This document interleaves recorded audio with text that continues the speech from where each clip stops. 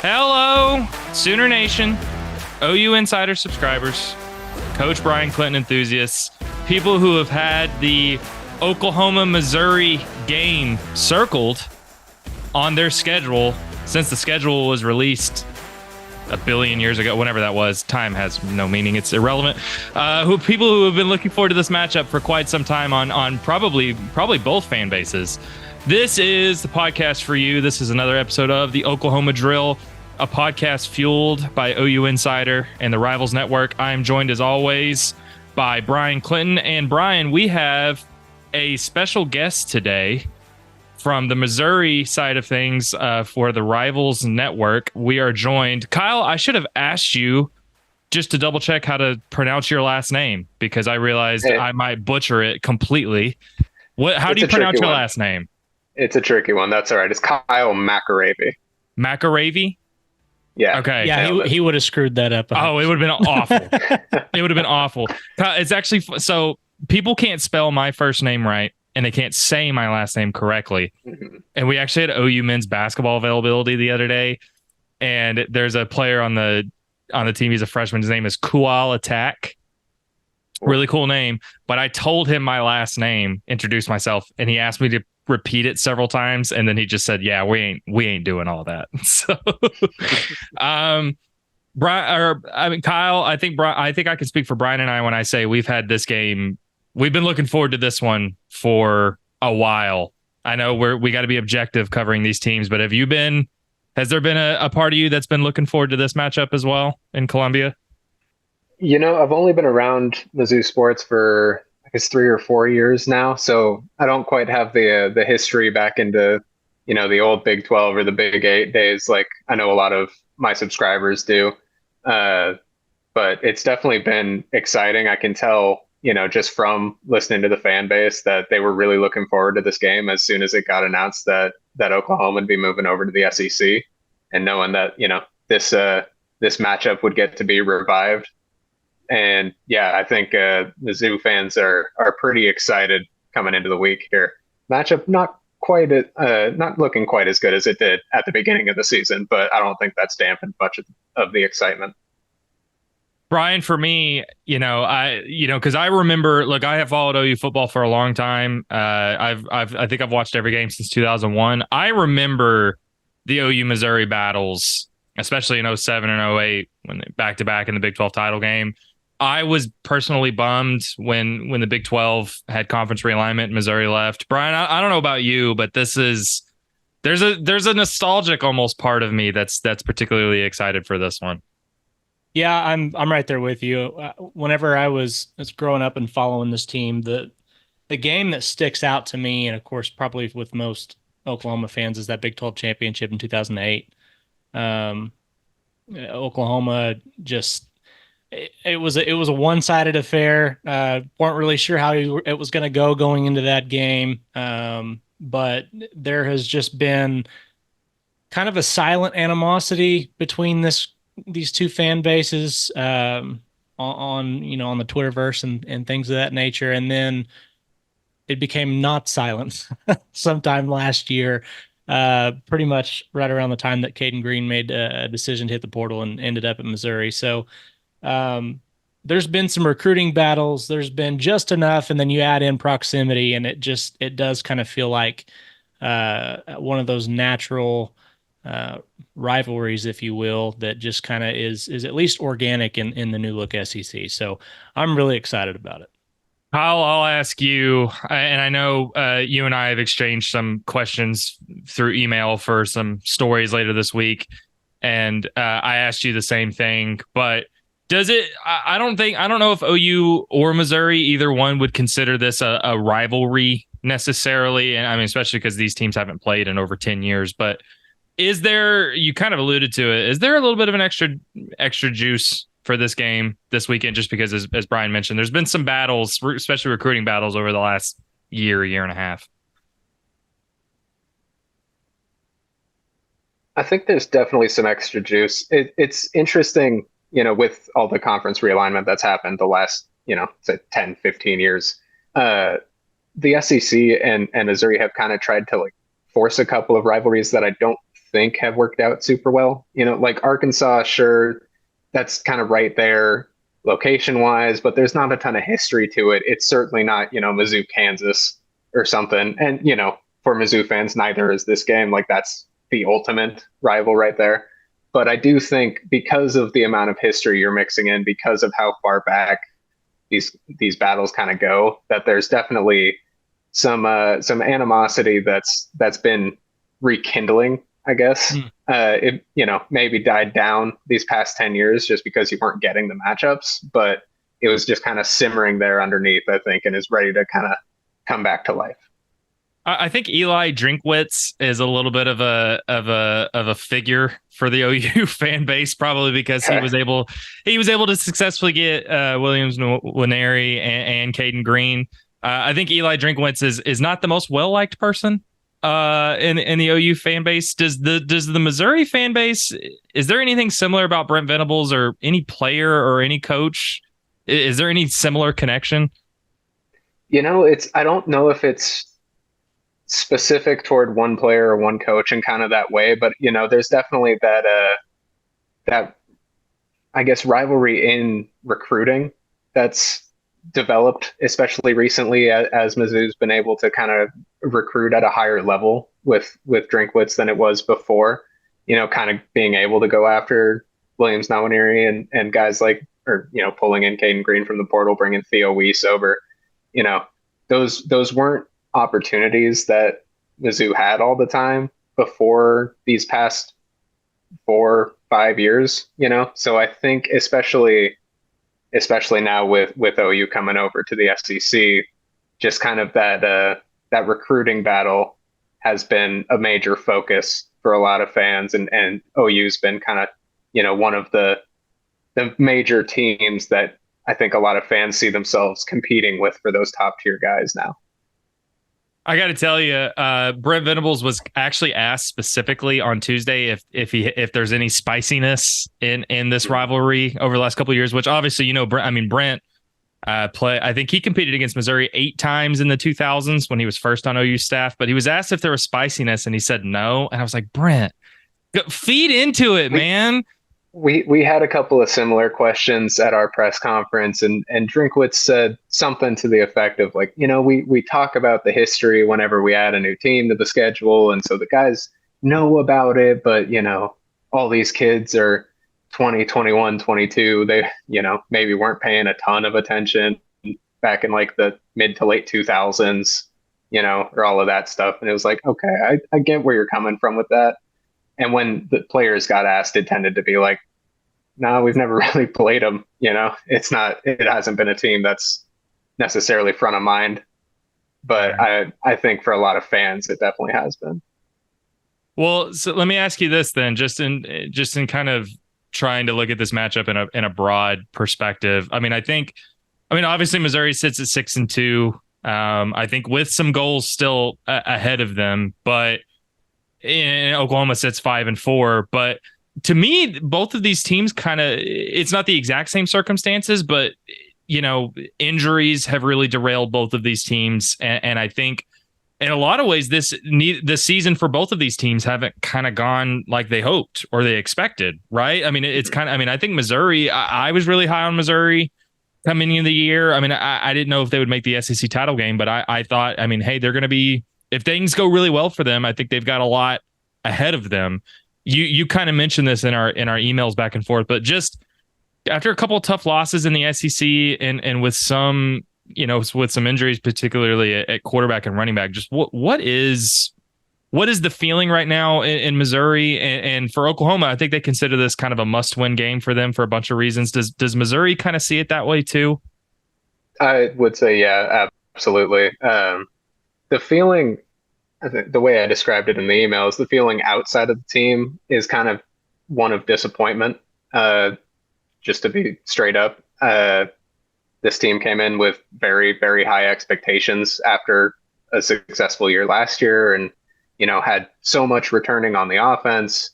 That was supposed to be this high-powered unit that was scoring 30 points a game and throwing for 350 yards a game, and that just hasn't happened.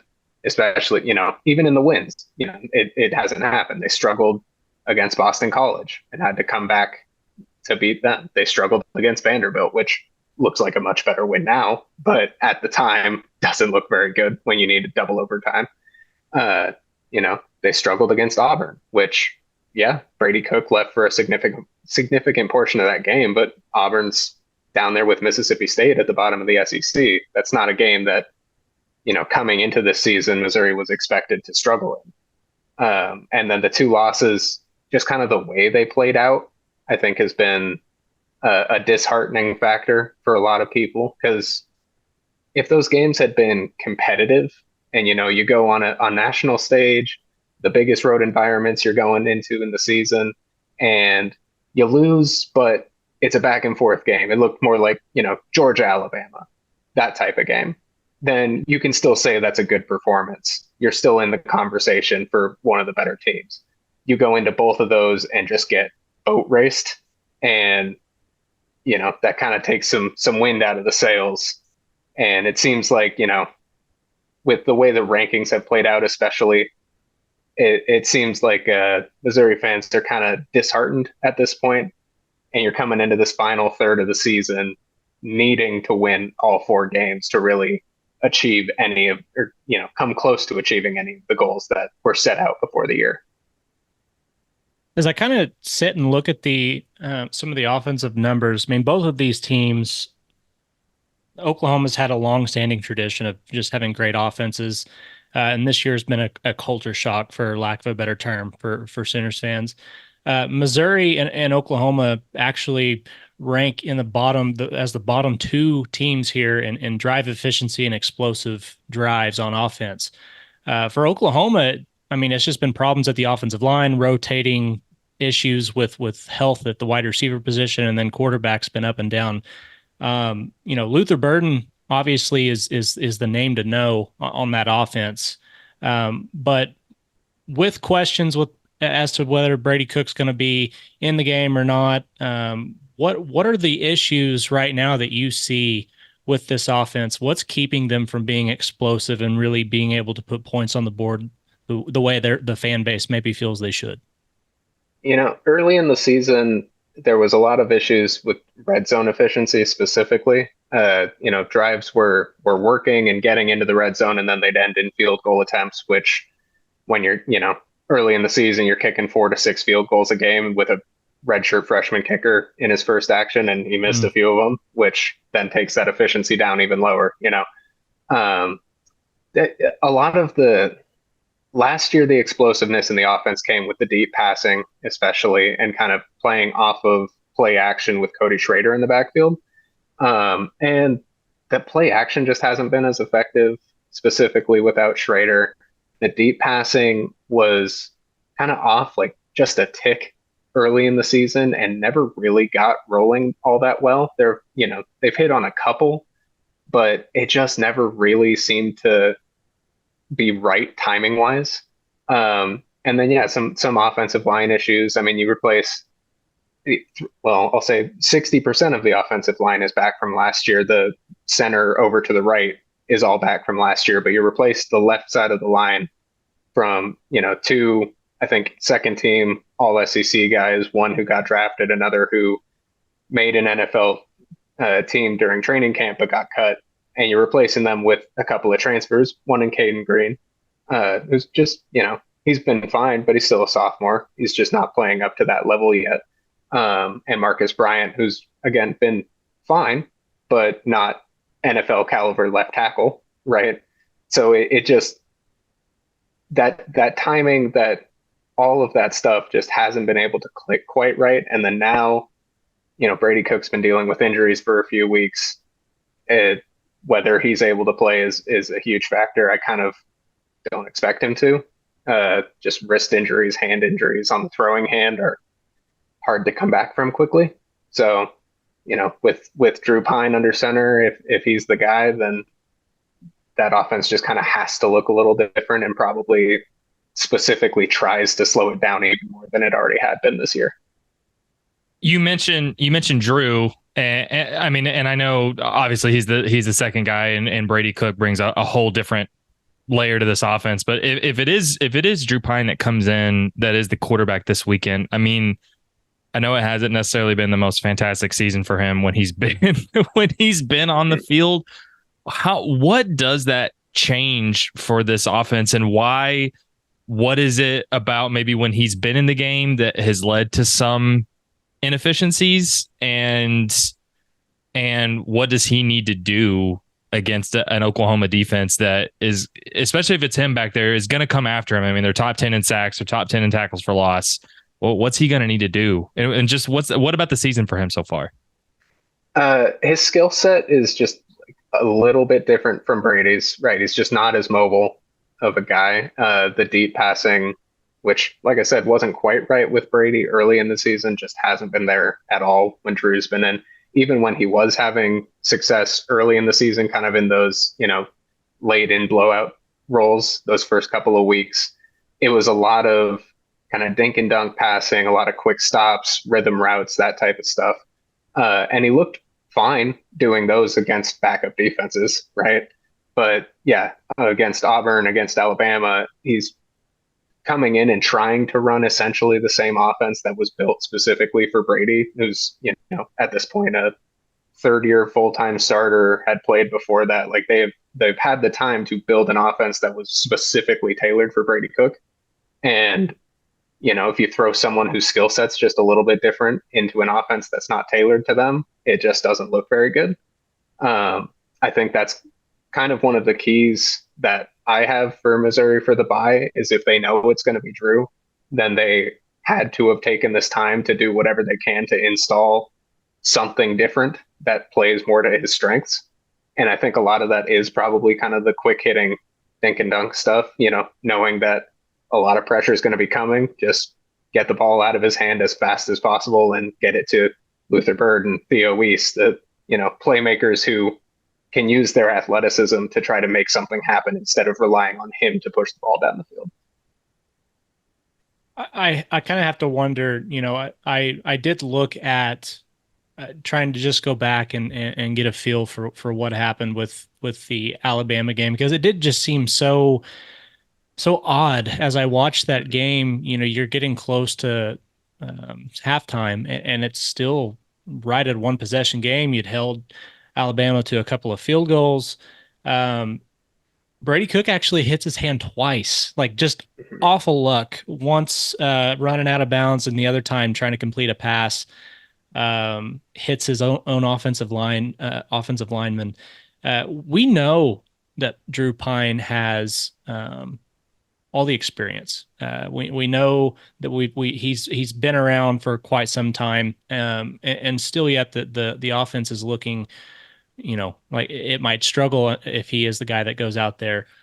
What I want to know is, with the last couple of weeks, if they're presuming he is the starter, Missouri has a better than decent running attack when things can get going. Do you expect them to really lean on that and try to play this game in a style of, we're going to lean on defense and running the football? Or do you expect them to try and catch Oklahoma down the field where maybe they've struggled with explosive plays?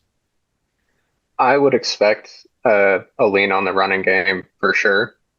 I think that's part of, kind of like I was saying, building an offense that plays to Drew's strengths as much as possible. And, a lot of that is allowing the running game to work for him. That's kind of been, the most effective version of the offense when he's been on the field, is just a whole lot of running. And I don't have any updates on Nate Noel's injury process at this point. We'll see where he comes up on the SEC injury report this week. But even without him, Marcus Carroll and Jamal Roberts both look pretty good against Alabama. Alabama's run defense this year has been a bit worse than Oklahoma's, but I do expect to kind of lean on that and then play off of that in the pass game instead of, vice versa.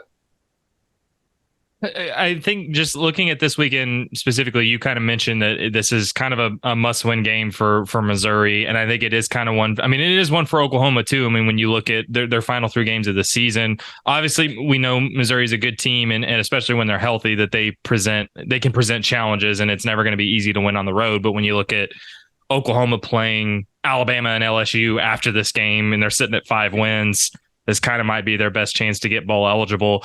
I'm just curious. Not only this, how much of a sense of urgency do you expect from Missouri, but what do you expect? I mean, for Oklahoma, if they lose, they're 5-5, and bowl eligibility is a real question at that point. For Missouri, if you lose, you're 6-3, which you're still bowl eligible, but at that point, your illusions about what the season maybe can be kind of go away, right? How? I guess I know we still have a game to play, so I'm not trying to predict anything, but. What do you kind of expect from the season, and what would this mean for this team if, even with some of these injuries, potential injuries, if they were to lose this weekend, what do you think that means for Missouri moving forward? I think right now it might be a little bit of a delusional hope, but I think Missouri still has just an inch of hope left of making the playoff if they were to win out and like some other chaos happens around the SEC. You know, I wrote a story right after the college football playoff rankings came out about, you know, the best case scenario from all of the remaining SEC teams in the rankings and their games that are left. And it's like, well, you know, one more loss for Ole Miss against LSU, and LSU loses to Bama and somebody else, and Tennessee, blah, blah, blah. And it's all of these teams. It's like, it's just, you know, one loss here or there, and Missouri going 4-0 maybe gets them back on the bubble. If they're 3-1 in this final group, it's done, right? A 9-3 Missouri team isn't going to make it. So I think that's kind of where that last little bit of hope is, where you're saying if you go 4-0, there's still a chance. You could still be on the bubble and be team 11 or team 12. But a loss here ends that, right? And then you're looking at, you know, if Brady cooks out an extended period of time, are you looking at starting the season 6-1 and ending it 7-5, right? Or 8-4, you know, with maybe a win against Mississippi State. And then if you lose this week, maybe one against South Carolina or Arkansas. But those are both teams that look a lot better than they did early in the season. So, you know, it's kind of that situation where it's like, you know, maybe a win this week can kind of springboard you into these final few and keep that hope alive. And if you lose this week, you're looking at maybe you're 2-2 in the Final Four, maybe you're 1-3 in the Final Four if Brady Cook's not able to come back. So I'm going to switch gears a little bit here and go to the defensive side of the ball specifically. You know, obviously last year we saw Blake Baker. You guys had an incredible unit defensively. You guys were very efficient, kept you in a lot of games. Won a lot of those games for you when you really needed it. This year, you know, you've changed coordinators. You've had a lot of guys go to the next level, leave for whatever reason, but still have some guys back. You know, one of the guys that stood out in that Alabama game was Johnny Walker. I look at the defensive side of the ball and I just wonder, is this unit speaking for the rest of the season? Is that side of the ball something that you feel Missouri can really lean on? And in this game, although Oklahoma is not really scaring anybody offensively right now, is this a game where Missouri is feeling confident on the defensive side of the ball with what they've got left on the schedule? Yeah, I think at this point, you know, like we've been saying, if Brady cooks out an extended period of time, the best case scenario for Missouri is win a few rock fights, right? And rely on the defense, rely on the run game, play games that are 14-10, and just deal with it. Because that defense is legit. It's very good. Which coming into the season, you know, you mentioned Blake Baker was gone. I think 7 or 8 guys, 7 or 8 starters went to the NFL. I mean, it was crazy the amount of turnover that happened on the defensive side. I expected some more issues than they've had early in the season. There was some issues with deep balls. You know, 2 against Boston College, 1 against Vanderbilt. Like they were mixed in here and there. But even if you look at those, as what they are, which is one play at a time, right? That's like 5 total plays where the defense has looked awful, right? Those plays were bad, but otherwise the defense has been fantastic pretty much all season. I guess excluding the Texas A&M game, where I think there was a little bit of maybe a game planning issue, where you're planning for a Marcel Reed offense and you get a Connor Weigman offense instead, and it's just you're not quite ready for it. But yeah, the defense has just played great overall. There isn't really anything other than those deep passes early in the season that sticks out as a weakness. The coverage has been great. The pass rush has been good, but not incredible. And then the run defense has been solid.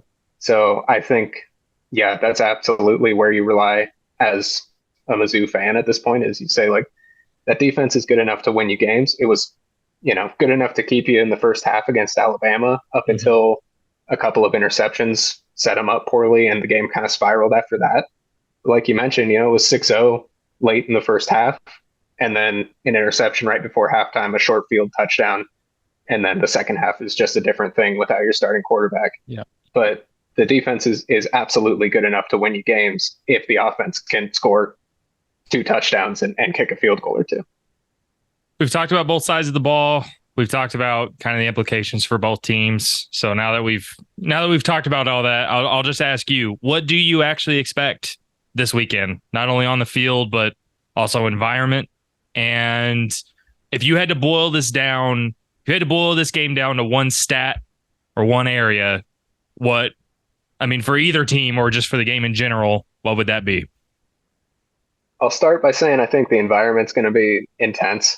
Like I've said, I think Mizzou fans are excited to get this matchup back, and especially to have it be in Columbia for the first time in 13 years, something like that. So I think fans are going to be out and ready, especially a night game. They're going to have a long time to tailgate beforehand. I think if you're going to boil it down to one stat that kind of tells you about the game, it would be Missouri's turnovers. I'll stick it there, especially, Drew Pine had 3 interceptions against Alabama, and that's kind of where that game spiraled from. I think if Missouri holds onto the ball and is able to kind of rely on the run game, maybe some short, consistent short passing mixed in, I think the offense can be good enough. This will be Drew Pine's 3rd straight weeks of taking starter reps consistently. So, best case scenario for Missouri is he's kind of up to speed now in a way that he wasn't against Auburn or Alabama. And they can, like I said, score a touchdown or 2, kick a field goal or 2, and then rely on that defense. But if Missouri turns the ball over a time or 2, then the game starts to look pretty different. Well, Kyle, I think we've proven, despite what interactions can look like on Twitter, I think we've proven, the 3 of us, that people from Oklahoma and Missouri can have cordial conversations despite some of the vitriol we see. I got to tell you, man, I've seen OU, the fan base go after, Texas, Oklahoma State. It's a different thing with Missouri. It really is. I kind of put off telling you guys until we were getting near the end, but I am actually an Oklahoma State grad. Oh, so I was there from 2013 to 18 before I started this job. Well, long before I started this job. So I think, pretty cordial. I think we've done a great job. Yeah, for sure. You get it. I mean, you get it more than most people do then. Oh yeah. Oh man. Oh, I get it. I know covering the team has been a little up and down. The team you cover has been a little up and down, and Oklahoma State at 3-6, man. I got to tell you, I know crazy things happen in college football. I never saw this coming. I'll tell you, I'm kind of glad that Mizzou and OSU play at similar times most Saturdays, because I haven't been able to sit down and really watch an Oklahoma State game in a while, and this year that's not a bad thing. Yeah, it's kind of a lot like Oklahoma football. Their opponents are scoring a lot more points than they are scoring, and that's kind of been the summary for Oklahoma State this year. But Kyle, we really appreciate you so much for taking a few minutes to preview this game. I think I think we all probably expected this weekend to happen under a little different circumstances in terms of where and in terms of where these teams are at. But all of a sudden, it kind of, for one reason or another, kind of feels like a pretty pivotal game for both teams. So yeah. Yeah, I don't think the importance of the matchup has dipped as both teams have been a little more disappointing than expected coming into the season. Still a key matchup for both.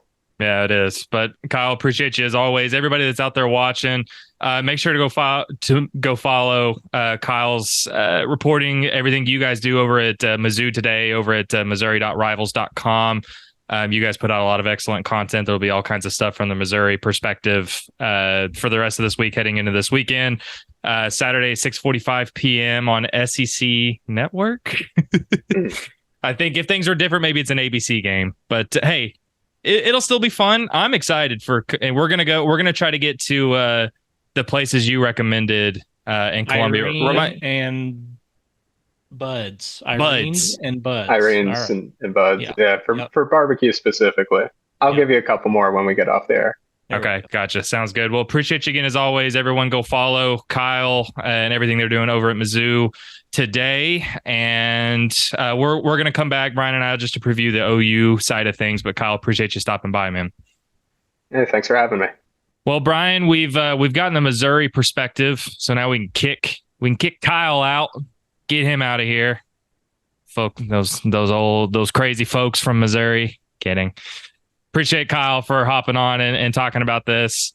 Talking about this game, Brian, and we need to talk about the Oklahoma side of things. But before we do that, Brian, I got a message for you and all the people who subscribe to our YouTube channel that tune into us every single week.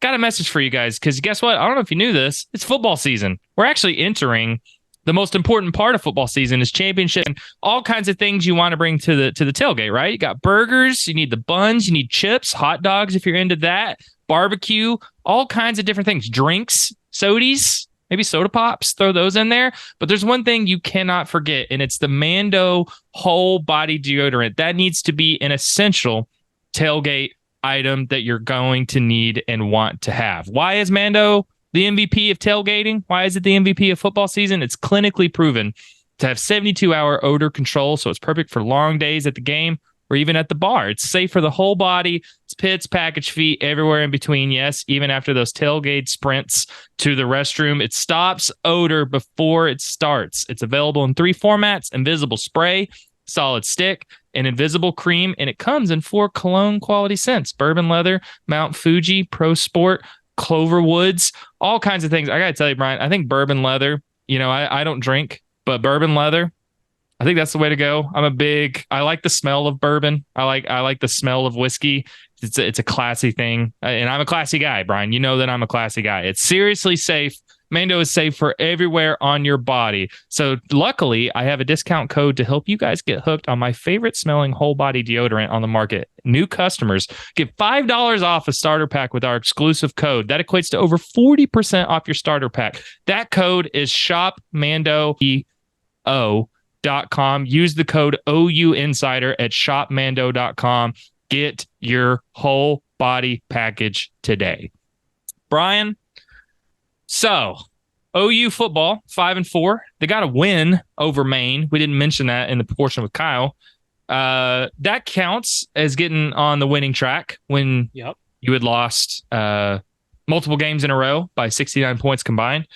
Brian, I got to tell you, when we're talking about breaking down this game from an OU perspective, I got to tell you, for me, it starts number 1 at the running game. And you did a really good job on the instant reaction pod last weekend with Parker and Brandon about what are things you can take away from a game against an FCS opponent that OU was favored to win by multiple touchdowns. What can you take away? Well, that's the running game, right? It is the running game. They ran for 386 yards, but that's not just a one-off. They've been running the ball better. They had over 200 rushing yards against Ole Miss, sack adjusted, not counting the sack yards. Javonte Barnes is coming along, man. I put real stock into that. And this Missouri defense, susceptible through the run, not so much through the pass. They are susceptible to the run. So, I mean, for me, it starts and ends with OU's rushing ability. That's what I'm going to be looking at this weekend.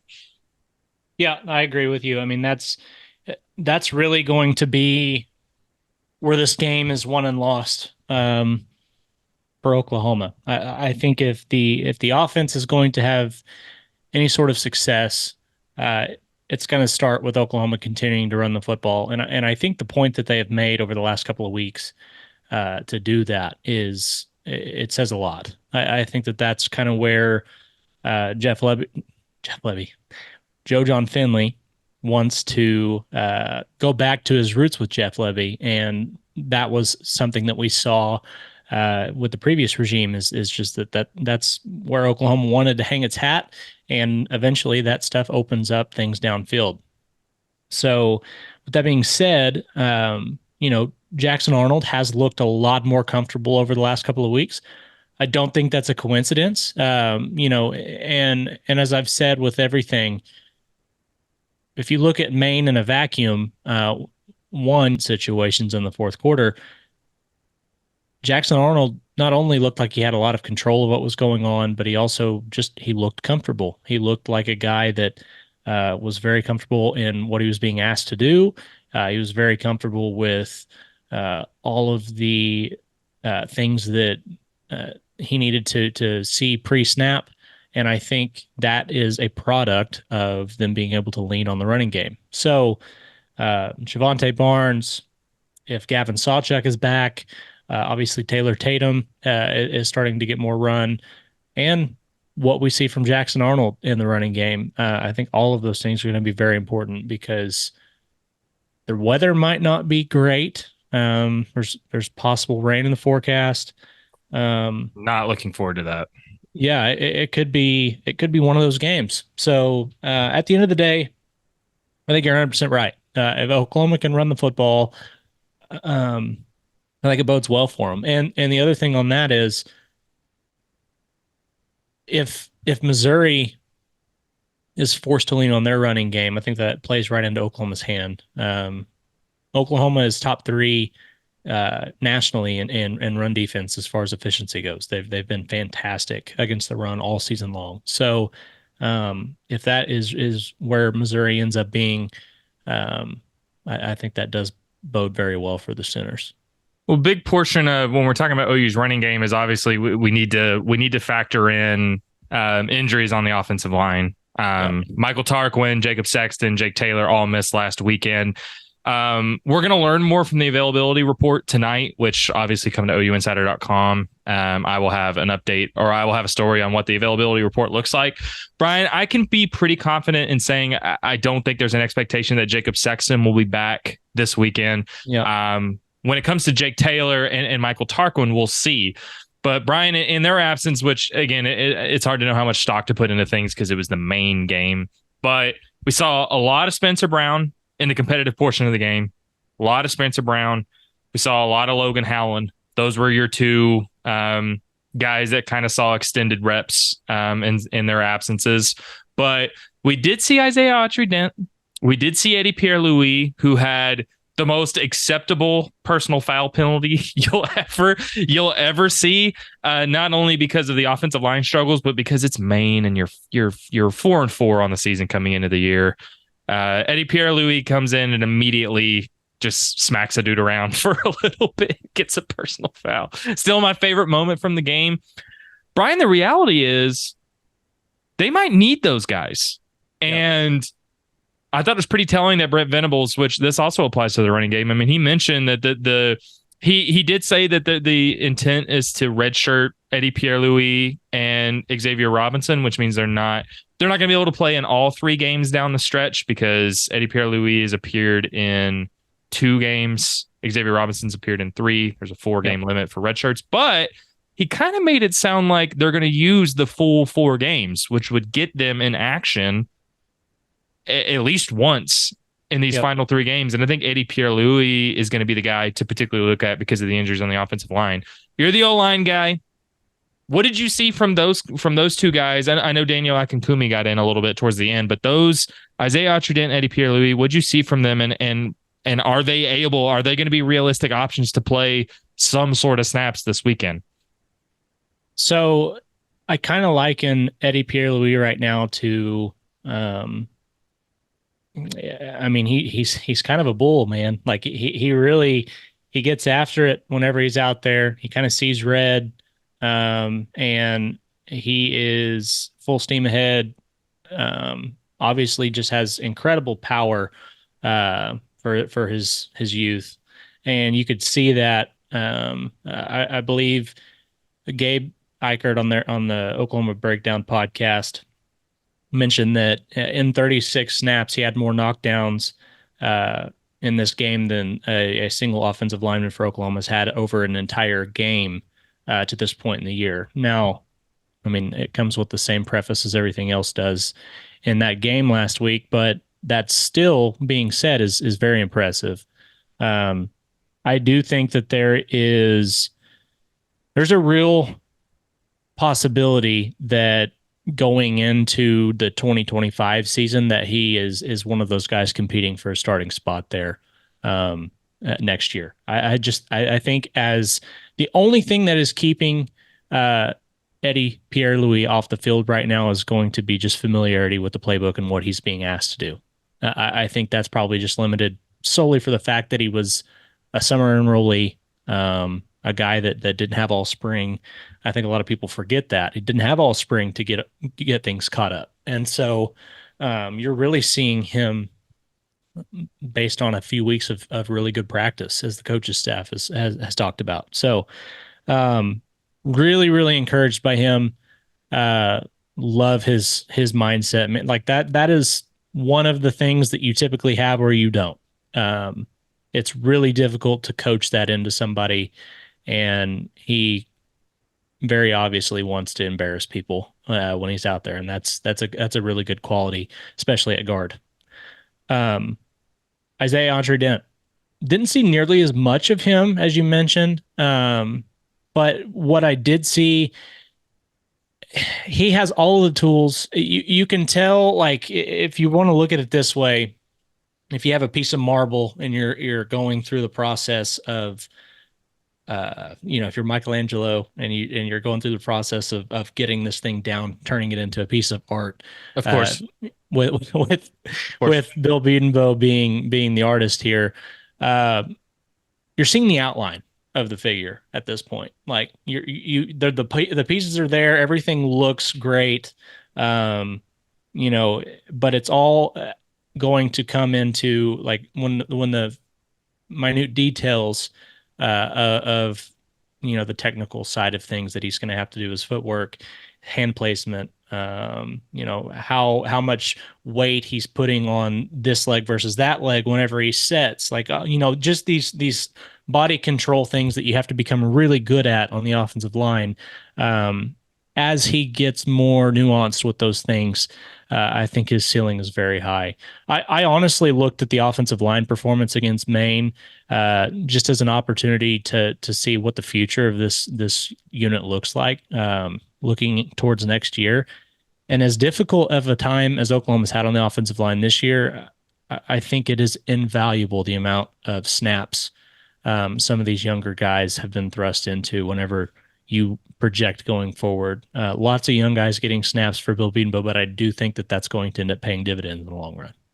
I agree. And Brian, I think there's an argument to be made that if you're gonna give the young guys any experience the rest of the way or any snaps the rest of the way, it kind of has to be this weekend. And it's not just because you've got guys still banged up, but I think it's also because I mean this is going to be the easiest task you face, right? In terms of if you're trying to look at this from a Missouri, Bama, LSU gauntlet to end the year. I think OU is going to need those guys, and Missouri's pass rush has had good moments, but it's not like it's daunting, right? No. I mean, I think they're tied for 45th in sacks per game. They're averaging a little over 2 a game. Now, look, against this offensive line, that number could balloon, especially if OU has to play young guys. It could. However, I think you could pretty easily say it's the least imposing pass rush that you've faced in the SEC to this point. You're muted. You're muted. This damn touch button. I do that like 8 times a podcast, and normally I try to catch it. Anyways, I agree. And it's never going to be an easy task to throw in young guys on the road in an SEC game. But I mean, unless Taylor and Tarquin are not only both back, but like fully back, it's not about you got to throw Eddie Pierre-Louis in for 40 snaps, but like 10, a series or two. You might need that. The other side of the ball, Brian, I cannot, and I know you know this, but I cannot stress enough just how big it is whether Brady Cook plays or not. I mean, this is an entirely different team when Brady Cook plays. And actually, I want to go back real quick because I do want to say this real quick. The running game is going to be obviously important this weekend, but part of that is because their passing defense has been really good this year. I mean, they're 10th in passing yards allowed. They've basically allowed almost zero explosive plays. They're ninth in the country in plays of 20 yards or more given up through the air. I do think there is some optimism that Jalil Farouk could be back this weekend. Maybe Deion Burks could be back this weekend. I think OU's still going to need to lean on the running game, but if there's any time for those guys to come back, it really needs to be this weekend, because otherwise you're asking a hell of a lot out of this OU receiver crew to try to find anything down the field. And while the play to JJ Hester from Jackson Arnold was good over the weekend, OU still isn't really attacking down the field that much. So, but the defense, Brian, I don't know what you see. I'll ask what you see. I think the thing that stands out to me is, especially if it's Drew Pine. I mean, this Missouri offensive line hasn't been terrible, but I mean, they gave up 6 sacks to A&M. They gave up 5 sacks to Auburn. And if it's Drew Pine back there, to me, I'm telling R. Mason Thomas, I'm telling PJ Adebawore if he gets in, I'm telling Ethan Downs, assuming he plays, it's hunting season. Yep. Go knock him over. Right? I mean, that's what I'm thinking. Yeah. I found this really interesting, and you'll have to look at this at some point whenever you get a chance. But there's a site called Sharp College Football that has some beta rankings that they use to rank offenses, defenses, and things of that nature. But it uses the sum of 4 different factors to determine offensive and defensive power rankings. The 4 things that they use is drive efficiency, explosiveness, play efficiency, and negative drives. Oklahoma in the SEC ranks 14th, which matches. I mean, that pretty much matches everything that we've seen to this point. Missouri is actually dead last in the conference, though. And that's with Brady Cook, that's with Brady Cook being the starter there for most of the season. So, Oklahoma ranks 30th in rush efficiency, which is really surprising, 87th in passing efficiency, but Missouri is 57th in rushing and 72nd in passing efficiency. So with Drew Pine, I think that significantly decreases, especially if the Oklahoma pass rush can get back there and affect him. You almost really what you're looking at here is an opportunity for Oklahoma to really do what other teams have been doing to them, honestly, being able to really challenge Missouri close to the line of scrimmage, force them to earn every single yard, because you really don't have to respect the downfield passing game as much from Drew Pine. Now, I think the one thing that Missouri has going for them is obviously you've got Theo Weiss, and you've got Luther Burden there at wide receiver, and so there's going to be opportunities for those guys down the field if you don't have any safety help. But things do set up very well for Oklahoma to have success on the defensive side of the ball. I think you go into this game. And all things considered, the best unit on the field is probably Oklahoma's defense. And I would give them a slight edge over Missouri's defense right now. I think Oklahoma has a little better overall unit there. So this really could end up being a game that's like 17-14.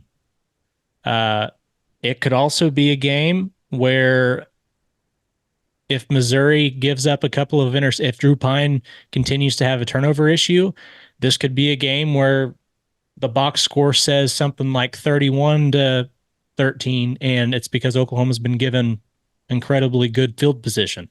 It's going to be one of those. It really is, and I'm glad that Kyle said turnovers as like the key thing to watch in this game, because turnovers is the great equalizer. And I think when you have both offenses coming into this game, just well under what they expected to be on the year, that is definitely going to be a factor to watch.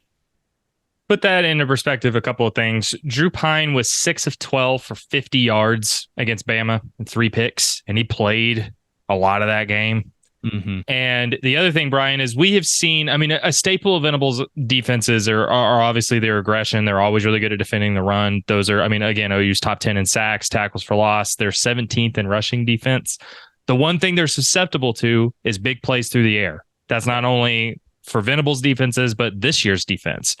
This is going to be, I think, kind of that rare opportunity in conference play where OU is equipped to exploit where Missouri's weak, and Missouri isn't really equipped to exploit OU where it's weak. I mean, they are 116th in the country of plays of passing plays of 20 yards or more, 18 on the year.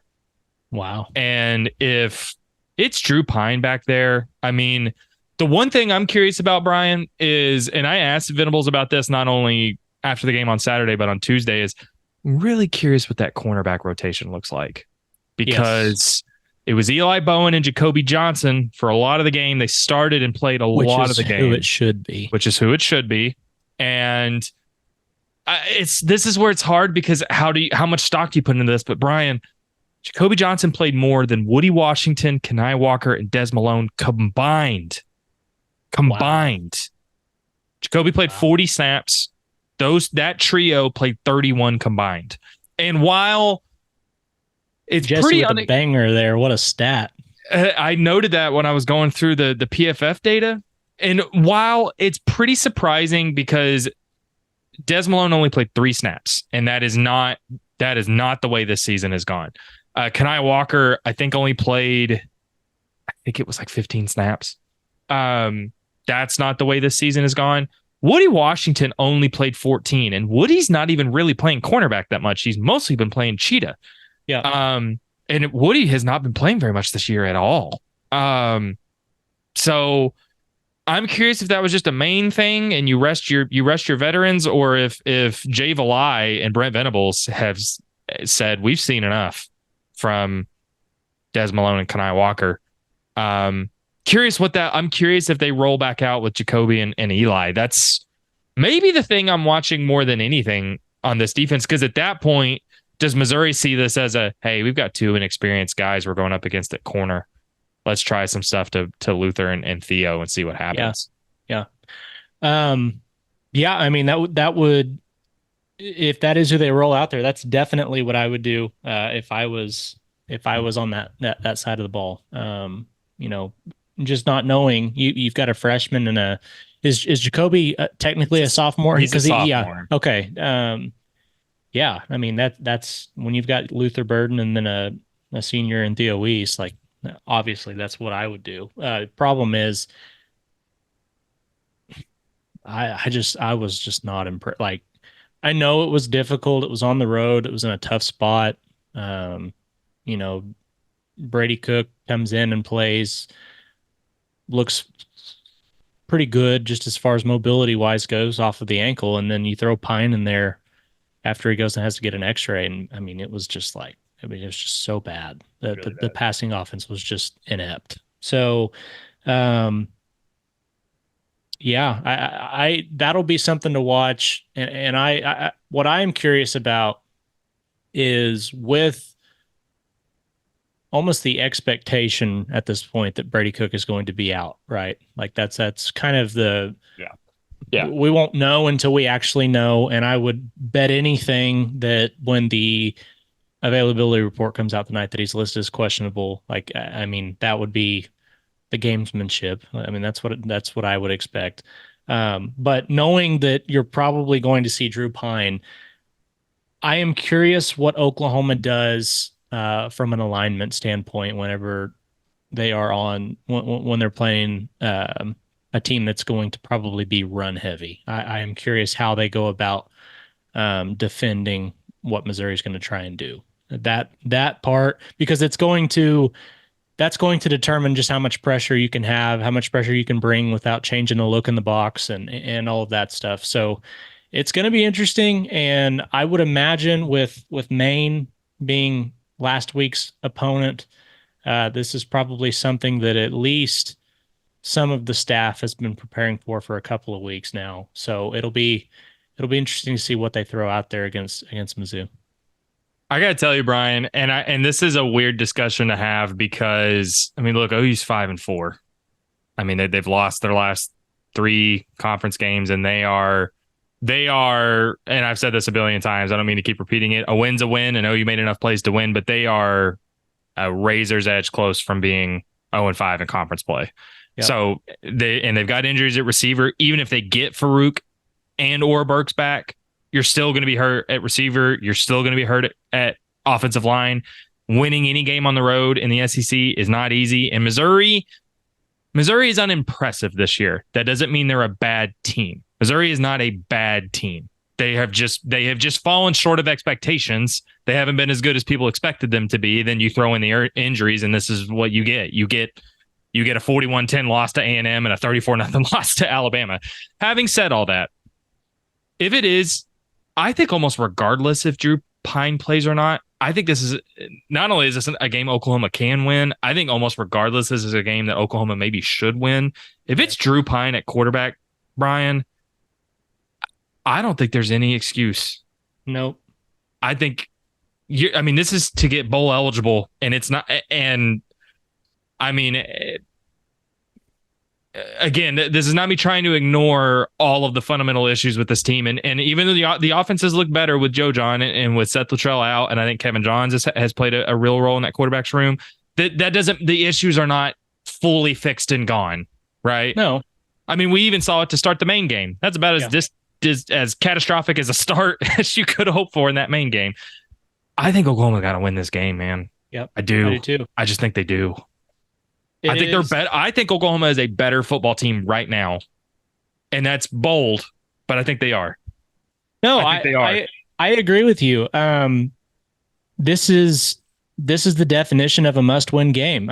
You not only is this what gets you to bowl eligibility, but you win this game, you're going into your bye week on a 2-game winning streak. You've got all the confidence, and I mean, just think about this perspective for not just the Oklahoma fan base, but for the team itself. You go into your bye week on a 2-game winning streak. Your offense has looked better, assuming that they win this game. Your offense has played winning football for what would that be? 8 of the last 10 quarters, or no, it'd be 10 of the last 12 quarters that you've been out there. Minus the second half against Ole Miss. Defense still looks good enough, obviously, if you win this game. And you go into that with time to get some of those guys along the offensive line healed up a little bit. And then you've got a home game against Alabama. I don't know what else you could ask for, because a couple of weeks ago, there was a realistic possibility that this was a 5-7 team at best. Like, I mean, like that seemed like best case scenario, and we weren't really sure what we were going to get in the main game. You know, like it was that upsetting to watch that first half of the season with this offense. So this is the definition of a must-win game. And I don't think that there's an excuse to lose this game if you're Brent Venables and the Sooners. And I'm sure they know that. I'm sure that is fully aware, and they're going to go. We hear the going 1-0 this week. We hear that. I mean, that's something that you hear everybody say. but I would imagine that this is going to be one of those games where Oklahoma knows the weight of this. The coaching staff, the players, everybody knows how important this game is. And I think that pressure, given how much better they've looked the last couple of weeks, just from a flow perspective, I think that'll end up boding well for them. I want to say this very clearly so that I'm not misunderstood. Nobody has been a bigger critic of this program than I have been the last several weeks. OU is dealing with injuries. This is not a hater. You've been clear about it. This. I mean, not a hater, but good Lord, that offense was atrocious. It was awful. There are still issues with this team, and both injury and fundamental. And a win against Missouri does not fix them. And that is not even. This isn't even to suggest that Oklahoma will win, but Oklahoma can and should win this game. Yep. And I mean, I think they can win even if Brady Cook plays. But if it's Drew Pine back there, I mean, whether it's 13-3, 10-0, 10-7, you gotta win this game, because if you don't, if Oklahoma doesn't win this game, and again, I feel like I can't say this enough. Missouri is not a terrible team. Winning on the road in the SEC is never easy. But if you don't win this game, you go into the bye week 5-5 with Bama and LSU left on your schedule. I mean, yeah. I mean, if you don't win this game, your next game after the bye week is a team that beat the team you just lost to 34-0. Right. Yep. Well, and on top of that, it doesn't sound like a huge difference, maybe, but the difference between 6-4 and 2-4 in SEC play and 5-5 and 1-5 in SEC play is huge. Huge. Like, that's such a big difference. Everybody's known from the beginning of the season this year, Oklahoma was not getting the red carpet treatment whenever it came to what they were getting in the SEC. You play 3 ranked teams to finish the year. Like, it is what it is. So at this point, I do think we would be remiss if we didn't say that. I mean, the offense has improved the last couple of weeks. It has looked better. It's looked functional. Just looked functional the last 2 weeks. And I think that's enough for me to feel a little more confident about this game than I maybe would have coming out of that South Carolina game. So, yeah, I mean, you got to go up there and win this one, and the talking's going to be done on Saturday. And I think that the other thing about it is, no, maybe there's not any spice in this game between the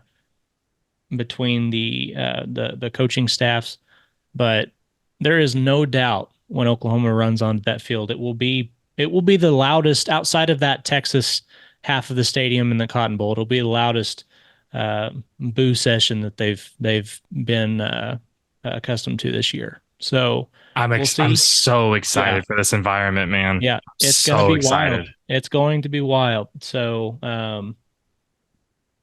at this point, man, like, there's nothing else to do but to just go and see how everything falls out. First ever trip to Columbia for you, me, and Parker, I believe, this weekend. The 3 of us will be making the trip to old Columbia. I keep on wanting to say Columbus, and I don't know why. It's not Columbus. It's Columbia.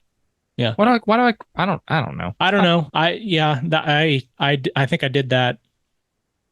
I think I did that when I looked at the schedule. And then I remember the way I keep up with it is there's 2 Columbias in the SEC because you have to go to South Carolina next year, right? That's too many. That's too many Columbias. We need more diversity. Get more names. Get more city names in the SEC. That's unacceptable. Yeah. First ever trip. We're gonna start our travel plans here in the next couple of days, and then the 3 of us will have all kinds of coverage of what I think is going to be a pretty interesting night game in Columbia, Missouri. Appreciate you guys watching. As always, here on the YouTube channel, you can also always find us on Spotify, Apple Music, anywhere you get your podcasts. Make sure to like and subscribe to this OU Insider YouTube channel if you've not already done so. And if you have not already headed over to ouinsider.com to become a VIP member, you should, because recruiting is going to be heating up. Signing day is here in just a little over a month. Basketball season has started. Brody and I will keep having basketball coverage for you guys the entire way. All kinds of things you don't want to miss out, both here on the YouTube channel and over at ouinsider.com. Appreciate you guys as always. If you're making a trip to Columbia, make sure to travel safe. It is supposed to have some weather this weekend, so drive safe. And we will see you guys next week on the Oklahoma Drill.